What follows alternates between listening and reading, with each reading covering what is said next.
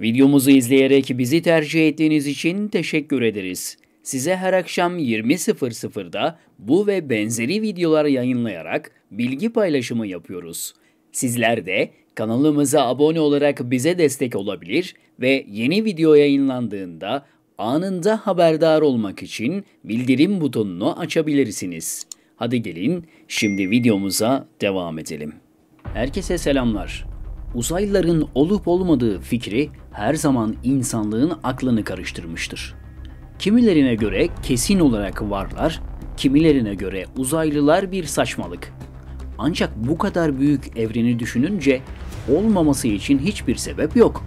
Bu kadar büyük ve gösterişli evren, insanoğlu eline bir teleskop alıp izlesin diye yaratılmış olamaz sanırım. İşte bu fenomen yıllar boyu düşünüldü, durdu. Son zamanlardaysa gerçekten ilginç şeyler olmaya başladı.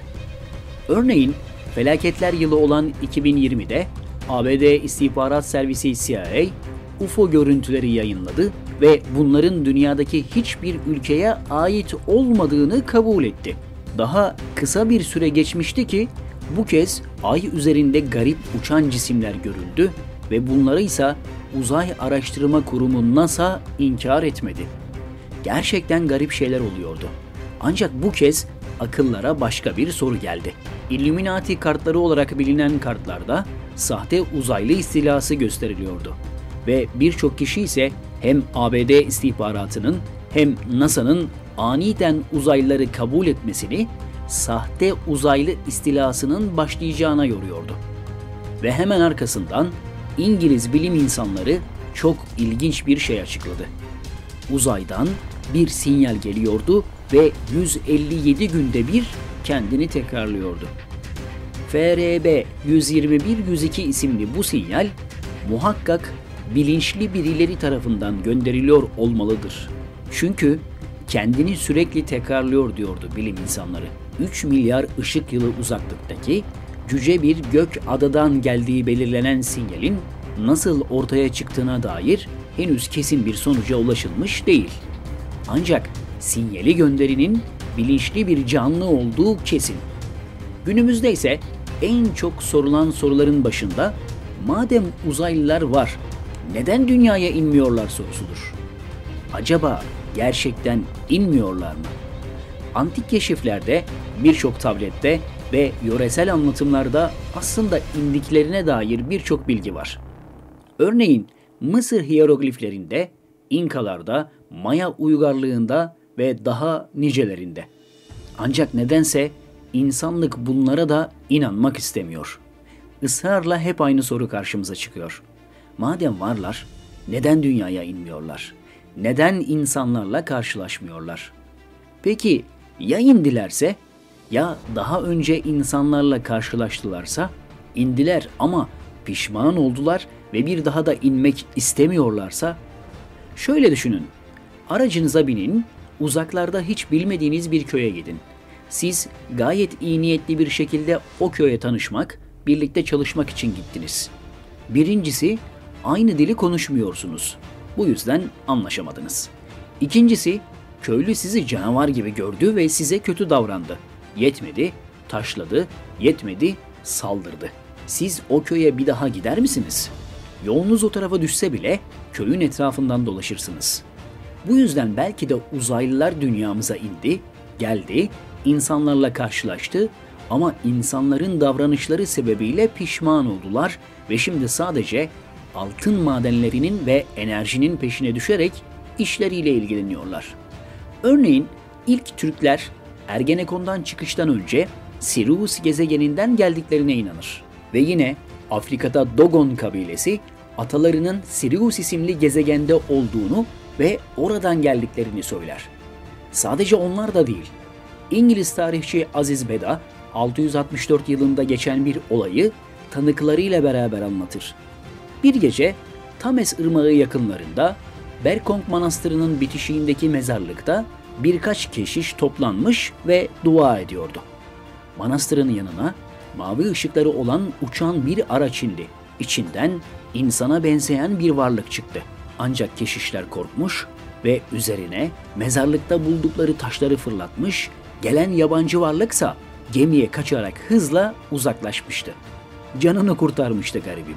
1548 yılında Türingen bölgesi üzerinde ateş küresi görüldüğü, havada patladığı ve yerde insan kanına benzeyen kan gibi ama rengi mavi olan kanlar olduğuna dair raporlar tutulmuştu. 1557'de Viyana üzerinde garip ışıklı nesneler geçmiş, aynı yıl Polonya üzerinde yeşil güneş hızla uçuyordu şeklinde ihbarlar yapılmıştı. Ve başka bir bilgi de İstanbul'dan. 26 Mayıs 1453 tarihinde, yani Fatih'in fetih hareketi sürerken 26 Mayıs sabahında yoğun bir sis kapladı her tarafı. Göz gözü görmüyordu ve gün boyu devam etti. Aynı gece geç saatlerde sis kalkmaya başladığında Ayasofya'nın üzerinde 3 tane çok büyük ve belirgin renkli ışık görüldü. Bizans askerleri komutanlarına haber verdiler ve rahipler de hemen bölgeye geldi. Bu durumun Hz. İsa'nın bir işareti olduğuna ve savaşı kendilerinin kazanacağına yordular. Yıldızlar yaklaştı diyorlardı. Ama gecenin ilerleyen saatlerinde yıldız dedikleri ışıklar hareket etmeye başladı ve Türk ordusunun bulunduğu yere giderek kayboldular. Bizans kayıtlarında da geçen bu esrarengiz olay Türk ordusu tarafından da görülmüştü.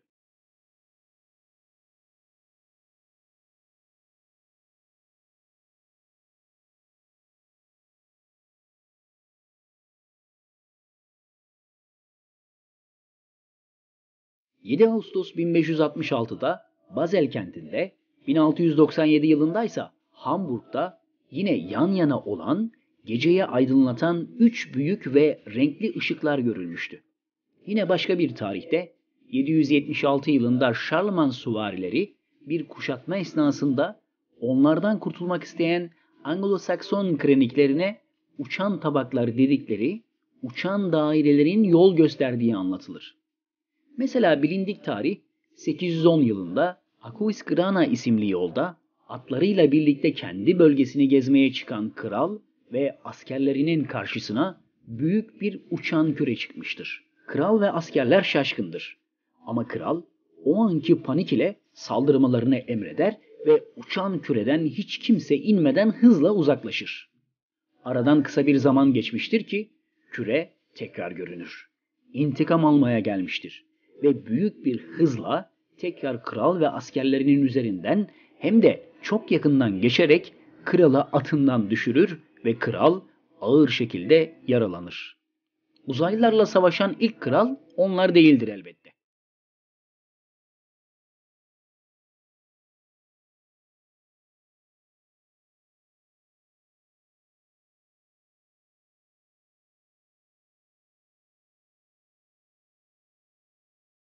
Ludovico Pivita isimli metinde 827 yılında yaşanmış bir çatışmayı, Sophocles'in oğlu Pepin'in de kürelere karşı savaş açtığını yazar.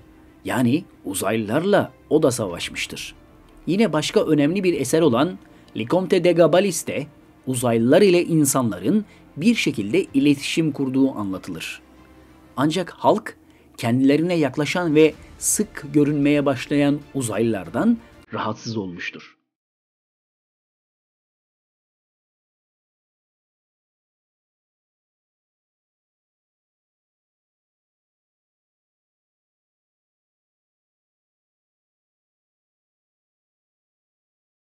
Zaman zaman kendilerine saldırmaya çalışan insanlara karşı kendilerini anlatmak için yeryüzüne inmeyi planladılar ve yaptılar.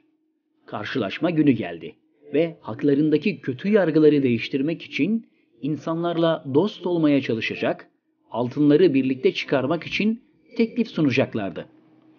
En nihayetinde o zamanki insanlardan daha gelişmiş teknolojileri vardı.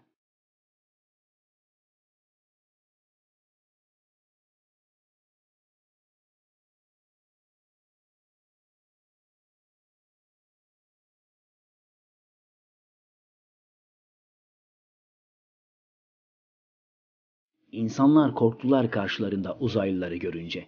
İçlerinden birkaç gönüllü çıktı ve onlarla tanışmak istedi. Uzaylı arkadaşlar Bu gönüllü insanları uzay gemilerine aldılar ve yükseldiler. Gözden kaybolmuşlardı. Aradan günler geçti. Gelen giden yoktu ve insanlar da geri gelmemişti. Hemen dedikodular başladı. Onlar insan yiyordu. İnsanları kesip araştırıyorlardı. Tüm insanlığı yok edeceklerdi ve en garibi de insanları kaçırdılar. Çünkü insanların içini boşaltıp insanların kılığına girecekler dedikodusu olmuştu.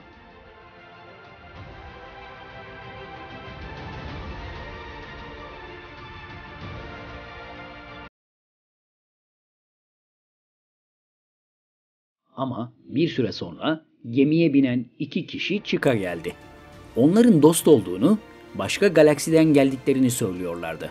Hatta bir tanesi Andromeda evleriymiş dedi. Ama kimseyi inandıramadılar. Yetmedi, uzaylılar tarafından büyülendikleri söylendi ve ekinleri zehirlenerek insanları yok edecekleri iddia edildi. Frank kralı iyice rahatsız olmuştu bu durumdan. Çünkü kralın kulağına ilginç şeyler fısıldamışlardı. Benevento Dükası ve büyük bir büyücü olan Grimaldio tarafından büyülenmişti bu insanlar. Ve o uçan nesneler de büyücünün hünerleriydi iddiaya göre.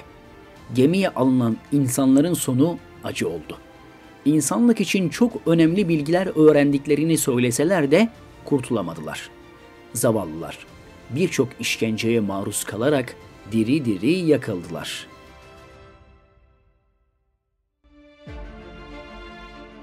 Eğer bu anlatımlar doğruysa, ki bu anlattıklarımızı tarihin tozlu sayfalarında kalmış ama bilinen tarihin yazmadığı pek çok kaynak anlatır, o zaman uzaylı diye bildiğimiz canlılar daha önce dünyaya inmiş ve boylarının ölçüsünü almıştır.